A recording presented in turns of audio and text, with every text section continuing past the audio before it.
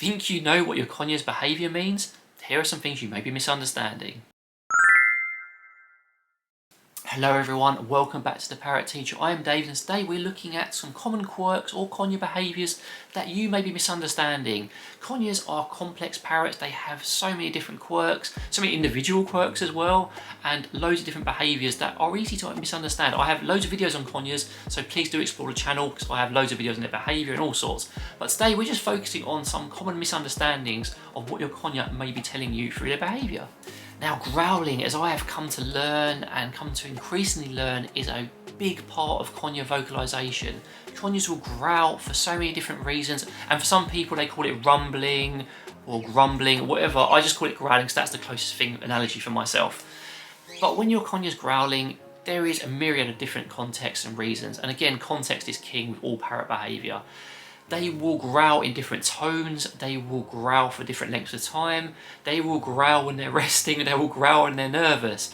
And it's really great to get a good handle on what your conures growling means, because sometimes people assume that growling is like beak grinding or the growl just means the same thing every single time, and that's not true. For example, if Scampy is sitting on my hand and he's doing a very low grumble that lasts a bit longer, and he's fluffed up, I know that growl means he's content and he's just communicating with me. He maybe wants me to pet him or he's relaxed.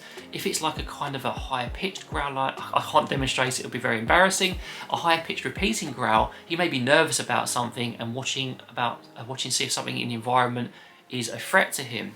Conures have so many different growls, and the more I observe them and the more I observe other people's conures, the more I'm convinced it's a very strong form of communication with them, even more so than alarm calling. They just growl so much, so do pinpoint what your conures growling means by observing them closely. Now, the next one is the flat head and ruffled feathers at the back. Now, as you may be aware from my other videos, ruffled feathers at the back can generally mean that your bird wants to be petted. They will bow their head, they'll ruffle their feathers. For a conure, that can be a big mistake to make if you're making that assumption.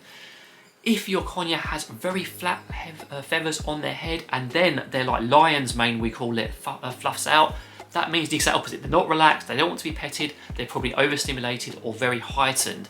And it's the combination of that flat head and those ruffled feathers. You have to be very careful here to observe your conure. If their whole head, their cheeks are fluffed up, everything's fluffed up, that probably means they may want to be petted or they're relaxing.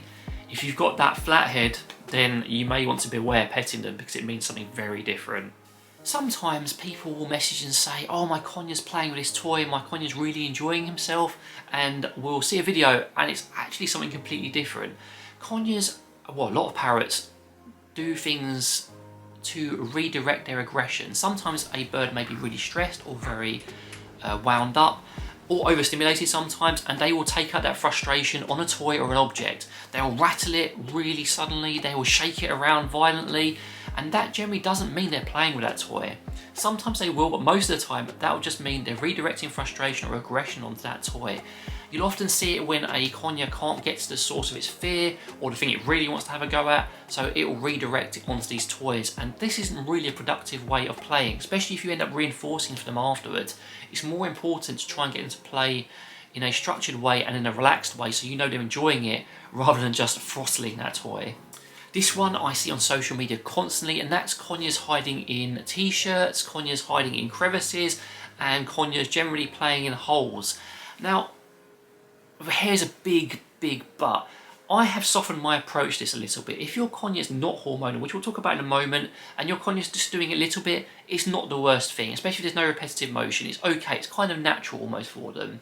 It's okay for them to explore holes occasionally and play in them.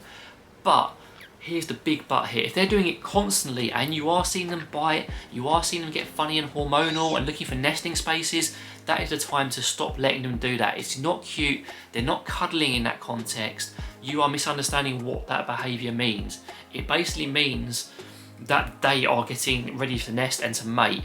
And that's where it's really important to get the distinction. A little bit of like cuddling up against you or hiding in a little crevice is okay. But if they're doing it constantly, you could really create a problem for yourself in the future. So do be mindful of this. There's a big distinction between a little bit of cuddling, a little bit of play, and getting very hormonal and nesty. Now, the last behaviour I want to cover is beak wiping, where your conure will wipe its beak on a surface, or it will sort of march up and down and then wipe very suddenly in a like motion. This does not mean anything playful. This isn't generally a conure playful behaviour. It means they're kind of marking their area. They don't really want you to approach. They're sort of saying, this is mine, I'm here, leave me alone. And it's often misunderstood by a lot of people because conures and different types of conure will do this for different reasons. For some it's playful, for other species it's playful, for conures it tends to be a territorial thing and it's something to be mindful of when you're interacting with them. Sometimes they'll do it and then they'll get it out of their system and then you'll offer them a step up and they'll be completely fine. But again, observe your individual bird because that's going to be where you're going to learn their boundaries and what exactly they're trying to tell you. So are there any conure behaviours that people often misunderstand that you want me to cover in the future maybe, or that you want to drop in the comments? I'd love to hear from you. But in the meantime, take care and see you later.